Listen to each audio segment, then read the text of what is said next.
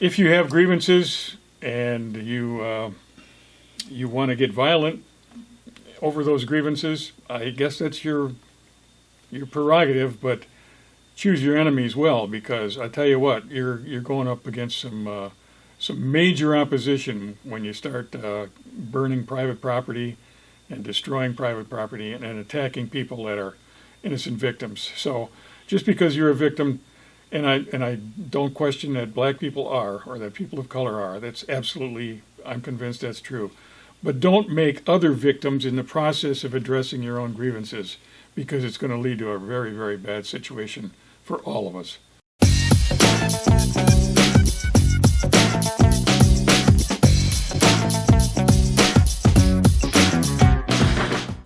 Well, it's Monday, and we are George Myers. Good morning. Jim Spodek. And Dr. Ken Jorgen. We're talking Racine. And if you want to join in, there's a mark up there. You can just go and join in the conversation, and some people do. We got a little different format going today. We're going to try something different here. There's so much going on in this world. There's so much hatred and anger and all kinds of negative emotions flying around. A little love here every once in a while. Every once in a while, yeah. And that's a good but thing. You don't see too much of that.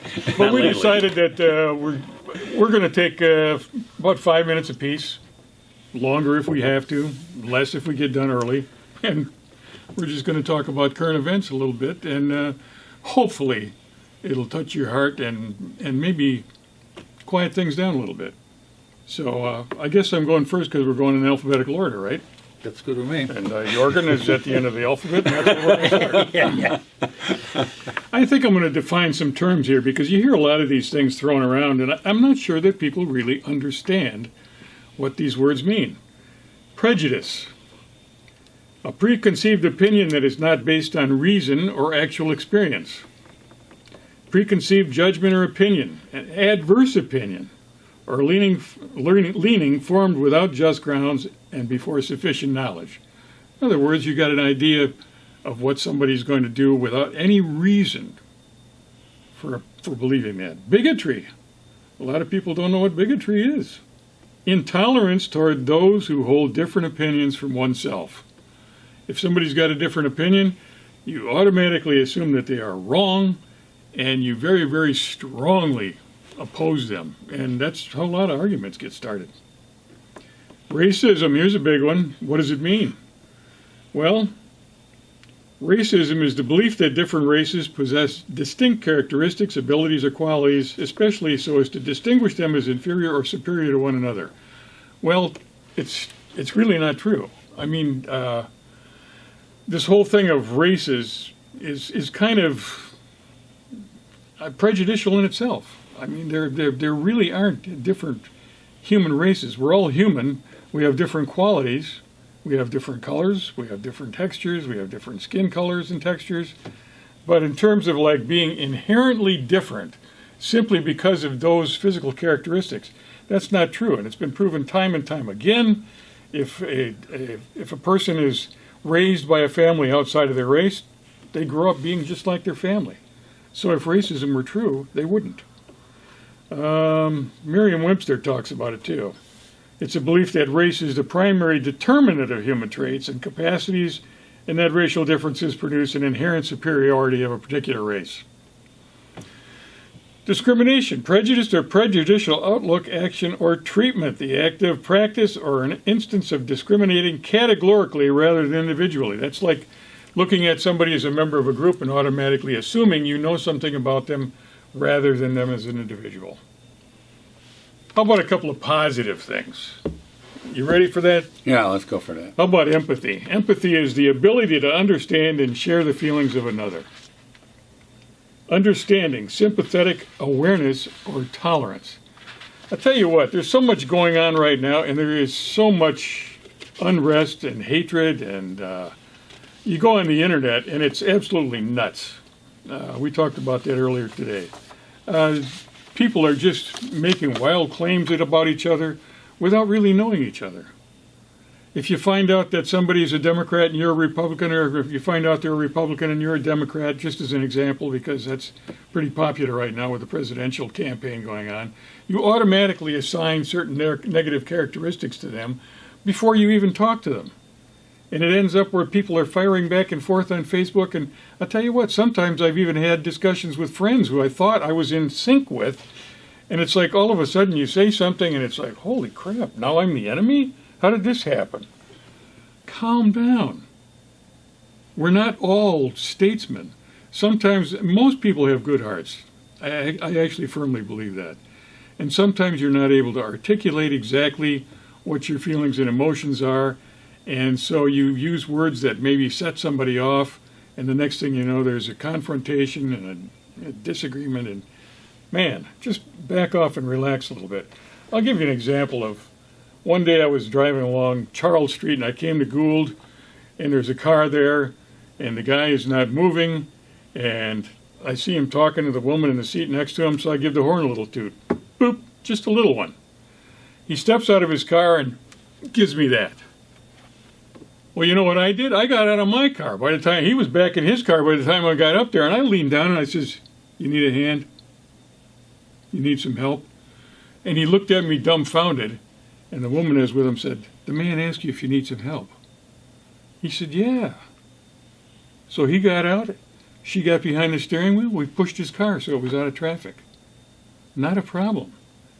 Now, I could have very easily gotten upset by the fact that he went like that at me, and he probably would have beat the hell out of me because he was significantly bigger than me and probably more fit. I mean, like I'm in my 70s. But, you don't have to make a confrontation out of everything. You don't really have anything to prove other than that you're a human being and that you're interacting with another human being, and make it as pleasant as you can. Please, try to tamp down some of this anger, some of this hate and resentment. So we got all of this going on, and believe me, I understand that there has been discrimination, there has been racism in this country. There's no question about it in my mind. And there's no question about it in the minds of all of the black people that I know. I've experienced discrimination, not racial discrimination, but I know that the police had it out for me at one time. The long hair and a bit of a hippie. A friend of mine got arrested for looking like me one day. He's walking down, I don't know if he was on Melvin Avenue or where the heck he was over on the north side, and he hears a policeman holler at him, "Hey, Jorgen." Well, he knew his name wasn't Jorgen, so he kept walking. "Hey, Jorgen." Well, he didn't turn around again. The next thing he knows, there's one of those leaded gloves on his shoulder, and he spins him around. And he looks at him. He says, "You're not Jorgen." He says, "I know. Why do you think I didn't answer?" He says, "Who are you?" He says, "I don't have to tell you who I am. I'm just walking down the sidewalk." He ended up getting arrested and going to jail just for looking like me. Now, if that isn't a case of discrimination, I don't know what. Glad I don't look like you. Me too. I'm glad you both don't look like me too, because, that would mean you look like me, and that would be troublesome. Anyway, it's easy for me to cut my hair and wear nicer clothes or whatever, but if you're black or if you're brown and the discrimination that you're experiencing is based solely on your color, it's hard to deal with. And if it's happened on a regular basis, man, I wouldn't want to live that way. And I don't want people that I know to live that way. I don't want anybody in this country to have to live with that fear constantly, knowing that if you step out the door, you might be subjected to harassment. You could get arrested. You could even get shot if things go wrong. And please, let's slow down and not get in so many arguments. Be compassionate with your fellow human beings. Please, that's all I'm asking.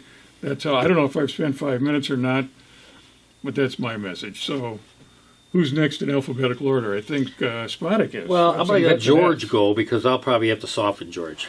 Oh. All right, George, so take it away. My assignment was to look at what's going on in Kenosha. And so that's what I wanted to do for my 5 minutes. And my first observation, by the way, some of the data I am giving you today, or be talking to you, is from a very good article by Scott McKay in the American Spectator titled "The Seeds of Civil War." And I have posted it on my Facebook page if you want to read it. But to start with it, first of all, I'm going to talk about the violence down there. And I maintain that it is deliberately allowed. And I say that because I know enough about tactics and what I've seen on the video and stuff like that, that what that crowd is presenting is not a difficulty for people like the National Guard or the police or anybody else with any decent knowledge of force and firearms to quell, just quiet it down real fast. Another thing that where it did quiet down real fast was at the federal level when people were tearing down national statues, and President Trump looked up an old law that said you could be put in jail for 10 years for tearing down a federal statue, and he said, guess what, I'm going to enforce it. And guess what happened the next day? No more statues went down. So all it takes is somebody that's determined to stop that stuff down in Kenosha, and it will stop. But why is it being allowed to go on? And I maintain the whole purpose is through the Democrats, through the media, is to get Donald Trump. They want to make this look like his America. And the problem they're running into is that they're all taking place in Democrat-run cities and Democrat-run states. And the result has been the reverse of what they want. The Democrats want, and it was expressed by Don Lemon on CNN, said this has got to stop. Trump's numbers are going through the roof. Now let's just find out. The demand has been made now by the keynote of this whole anti-Trump thing to stop these street riots. Let's just see what happens. They have been triggered by generally an assault on a black man. Not always, but generally that's been the case, and then the whole thing explodes.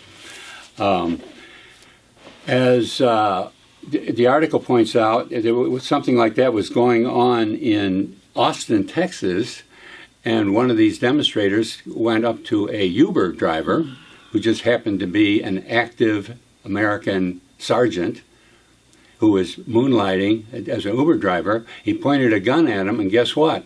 The protester got his head blown off. All right, because the driver had already seen what happens when somebody comes up and to a car like that. And here's the point. These people that are out there think they're conducting a revolution. Scott McKay in his article calls it a make-believe revolution. But these people don't think it's a make-believe. They think they are conducting a revolution. And there's something they need to learn, and we all should know. Revolutions have two sides. So if one side's going, raising hell like that, don't be too surprised when the other side shoots back. And that's exactly what happened in Kenosha. Unfortunately, it was by a 17-year-old who was actually, I think it's going to come out when the dust settles, that he was acting in his own self-defense.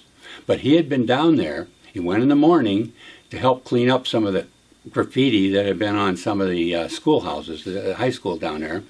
And in the evening, he was armed as part of the Illinois militia that had come up to help defend private property. And these people had said, it was a Libertarian Party militia, had said, go ahead, it had said to the opposition, to the protesters, go ahead and attack government buildings, attack to the police, we're not going to say anything, but leave private businesses alone.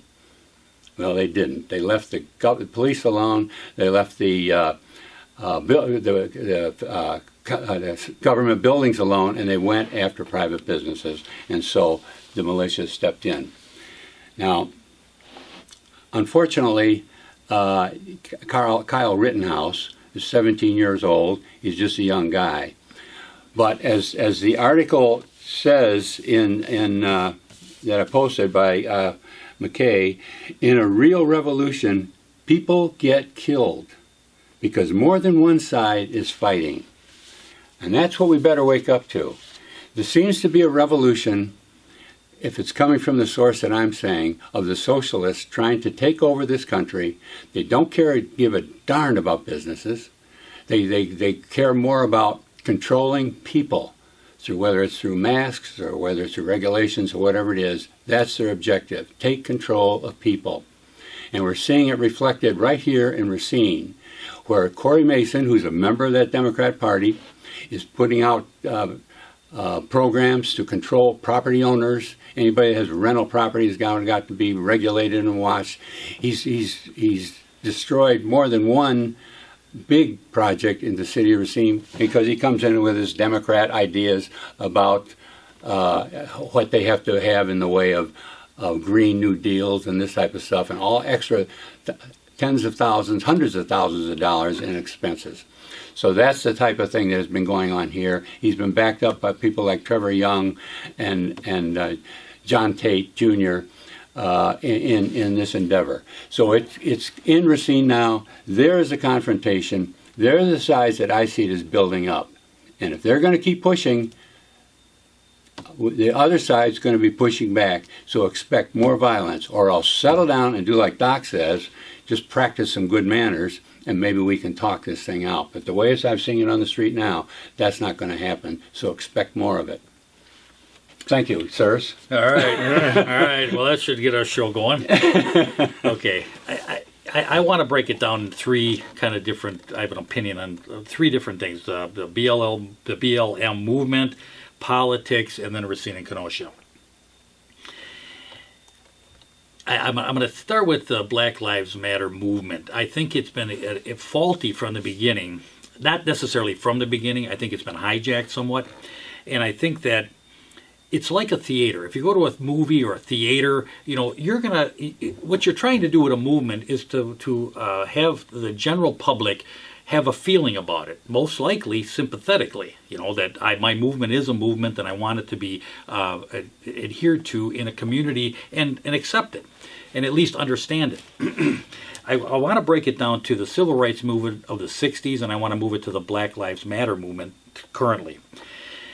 Civil rights, they use boycotts. They actually went out, boycotted the bus system. They actually went after the numbers of the money. They went after it to actually understand, hey, listen, we're not getting revenue here from these buses. They started a boycott. That's the black people in Alabama. Yeah. You're talking about, yeah. Right, that's right. And Black Lives Matter, the burning and looting is not, you're not going to get anything with that. Civil rights, they were humble. They were organized. They were thoughtful in it. They actually kneeled and prayed. They were silent in some of their protests. And you have to remember, who was the aggressor? The aggressor was the police. It was the government. They were the oppressors. The Black Lives Matter are the aggressors. They're coming out. If they would have kneeled and prayed, not even prayed, just kneel in silence, it would have been a whole different thing. They don't have the organizational base that they need to really function as a real movement. And now think back, you're watching a movie. This is theater. This is really what it's all about. This is the image that they want to project to the community or to gain sympathy or to gain for their movement.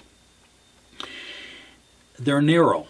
They don't have the wider, the civil rights movement encompassed everyone. They encompassed the police. They encompassed the white community. They encompassed all. They really brought it from a church kind of base ideas.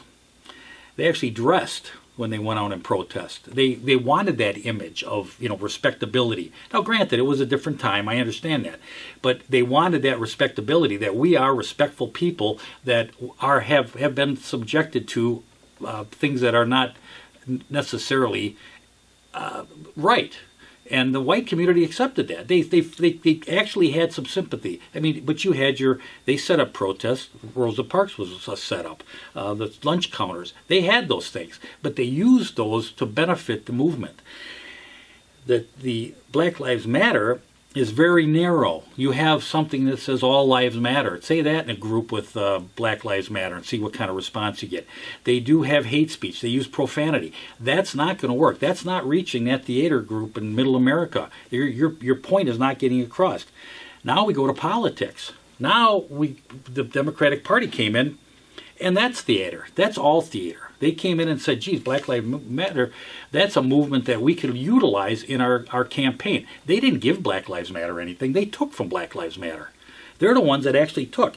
Why? Because they wanted votes. They felt, well, I can get those votes with this movement. I'll use this movement because most of it obviously was black people, but they felt that we could use that movement. When that movement wasn't going quite in the direction they wanted, it was all peaceful. All these protests were peaceful. Well, we knew some of them weren't peaceful, but they had to keep that because they had now backed themselves into that corner. When it got to the policy portion and said, well, what are you really doing for us? When Black Lives Matter asked those questions, they adopted Bernie Sanders' platform because they also knew that, well, that's a policies that we can adhere to and there may be some votes there. And that's all about beating Donald Trump. Donald Trump didn't change. Donald Trump, the same Donald Trump that was elected, he's ran as a candidate, he's been through it. He's law and order, military, immigration, build a wall, pro-business. I mean, all the things that they wanted to throw at Donald Trump, he still is exactly that. But now, you've got Kenosha. Now the Kenosha incident happens. Now what are we going to do? Now we've got the peaceful protest. They can't cover that anymore. Now they know that, you've had some actual murders or shootings, however you want to look at this. It's been a negative, and I go to the governor of Wisconsin, I go to the mayor of Kenosha, the police captain and lieutenant or police chief, sheriff. They had orders to stand down. Now I'm not going to say that's not official orders, but you could see that the police were in vehicles, they weren't going into the crowds. They had issued a curfew. Now, what if Governor Evers had said, is an 8 o'clock curfew, anyone after 8 o'clock is going to be arrested, we'll put them in pens or whatever, we're going to run in the National Guard. Why didn't he do that? Because the Democratic Party was saying, geez, we can't because we backed ourselves into this corner with the Black Lives Matter movement, and now we can't about face on it. But what if they did? What if they came in and said looters are going to be shot on sight? How would that have played? They can't. So this escalated, and it continued to escalate because what did they do? They didn't do anything. So now it got to the point where you got militia showing up, you've got people busing them, people from Oregon and all over in. This was going to be another Portland if you allowed it to happen. Thank God we've got at least some peacefulness, at least at that point. But it didn't have to get to this point, and we need to all kind of understand that this is more politics and theater that is driving this, and we need to just act like respectable people. What if they went to the park and sat in silence, kneeled? Kaepernick did it. Colin Kaepernick. He kneeled and he went national. What did he do? One individual. That can happen. And that's the learnings from the civil rights movement. They really did it right, and they continued to do it and actually got somewhere with it. I guess that's pretty much it. But this following the party line is not the way to go. And to use this to use it politically is not a way to go. And we need to all just come together. Oh, I think we agree on that. That was very well said. Well, I think the applause and the jeers have died down by now. Jeers. So we're going to move on to another topic, and that is the decision of Judge John E. Frederickson in Circuit Court in regard to the Sam Azarian case. We finally got the decision order that came back, and Jim, you just got this today, didn't you? I did. And I'll tell you guys, it's incredible. In the past, I've done a lot of reading of law stuff. Back when I was, fighting the IRS and the Federal Reserve and that type of stuff. How'd that go, by the way? Yeah. never. I learned my lesson. Out of jail. I learned my lesson. The thing was, and I've also read legal briefs, things from when in lawsuits, because as a landlord, you get sued every once in a while, right? You got to sue you. This is like reading out of the law books. This guy somehow has to get onto up into the appeals court, Supreme Court, somewhere up in there. I mean, I'm tempted to send a letter to Donald Trump, say, "Here's your next one, guy."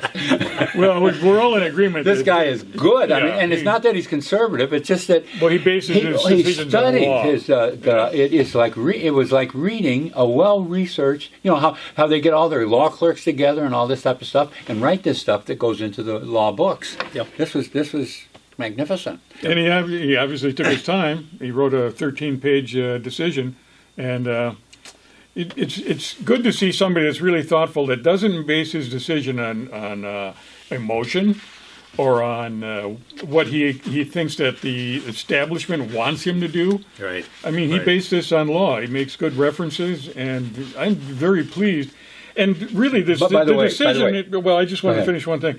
The decision is not in favor of somebody or against somebody per se. What he's saying is, okay, let's go to trial. Because what had happened is a complaint was filed, and the city says, no, you can't do that. Dismiss that, Your Honor. He's got no reason to complain. And the judge says he's going to get his day in court, because from what I see here, you guys didn't follow the rules. So, That's all I wanted to say. Yeah. I when I read it, I'm reading this really great thing. I thought, I wonder when it says at the end, because normally a lot of times they say Yeah, the decision right at the beginning, Yeah. and then they explain why. But so I read it all the way through, and it was well worded. And as I'm reading, I think, boy, this is good. He's got to be letting this thing go forward, because the arguments were just that way. Well, yeah, He and it's did. all backed up with law. I mean, and I thought it was excellent myself. I mean, not just because I wanted this thing to move forward. I actually thought, I actually learned some things from it. And Well, we both listened to the hearing too. The verbal hearing. So I heard Letney, go on and on and on about his stuff, and I heard the arguments, and I was really curious about how it would come down when you really look at the law, because it's one thing to say things and another thing to fact check it. Right. Yeah. there They you go. call it. and when you fact checked it, you found out no, they did have a right to go forward. There was one fraudulent, false statements, and that I think was really key. False statements. Now that hasn't on the part of whom? on the part of the city. Yeah. The false statements. It was brought up, and it's an agent or employee of government body kind of power that causes to be a statement which he knows is false and to a property owner. So what he's saying is there was, or at least could be, false statements to a property owner. So basically what this is saying is the false statement, they lied. And Yeah. that's what it comes down to. Well, and he sums it up in two sentences. Defendant's motion to dismiss is denied. That was the city wanted the case dismissed. Right. Judge says no. Plaintiffs shall file an amended pleading removing Sam Azarian DBA from the appearing as a part of the name of the legal entity Sam Azarian and Sons Marine Incorporated within 15 days of the date of this decision. So he's basically saying that, the way you described yourself as a plaintiff needs to be cleaned up a little bit. Yep. Big deal. In 15 days, come on back and we'll set a trial date. What I think I think that's kind of where we're what going. he's ordering. Yeah. So Which we is good feel news. that we feel it's very good news. I mean, somebody has finally got a shot at justice here in this town, against this town. Well, in defense of what this town has been doing to them. So And somebody that looks at the case, I was very much involved with the RUSD case and the appeal on the referendum, and it was like we got short shrift on the looking at it. I mean, it's like the judge never read anything. No. Not even the attorney's request for a 2-day appeal because his mother had died of coronavirus. So it's like, what? But this one, here's someone that went through it, did a little of his own research too. He brought up some things that hadn't been covered by either side, and both sides had good attorneys, so there was a lot of legal stuff to go through. And he brought up one part here that here's something. But I this is think where, going and I to- don't want to go back to the Black Lives Matter or the movement or whatever, but this is But the you're gonna stuff- do it. I'm going to do it. But this is the things that you have to have. You have to have engaged judges. You have to have the governmental body or elected officials actually, instead of be partisan to what party you belong to, that they actually come down and do the right thing. And this is where I think a judge like this is valuable to a community like this, because I've saw judges that have just, like you say, just toss it because, this is the way it's done. Well, what you need to do when you want change, this is how you, the legal system can do changes. It takes time, but you have to be diligent on getting people in office that will do things that will follow the law. Oh, and you also don't want judges that are going to become political. Like I think Piontek was definitely political. Yeah. In other words, he had been with the school district. He was not interested in while these Myers guy and Sewell guy and who are these guys, coming in and challenging the great Racine Unified School District, that I'm just going to go with them. I know this is the way it's supposed to be, type of thing. So the judicial system has been politicized a lot, and that's what I was impressed about this. Is it was very thorough, and the law was what was applied to, and he applied the law. And then if somebody doesn't like that part of it, then fine, get the law changed, but don't ask the judge to cover for you, type of thing. Well, let's sum it up. Here. What we just agreed on here is we had a good judge on the scene, so Yeah. keep your eye on him. He's got to be reelected one of these days, so keep that name in mind. And if you have grievances and you want to get violent over those grievances, I guess that's your prerogative, but choose your enemies well, because I tell you what, you're going up against some major opposition when you start burning private property and destroying private property and attacking people that are innocent victims. So just because you're a victim, and I don't question that black people are, or that people of color are, that's absolutely, I'm convinced that's true. But don't make other victims in the process of addressing your own grievances, because it's going to lead to a very, very bad situation for all of us. So give that some thought, and please come back next week.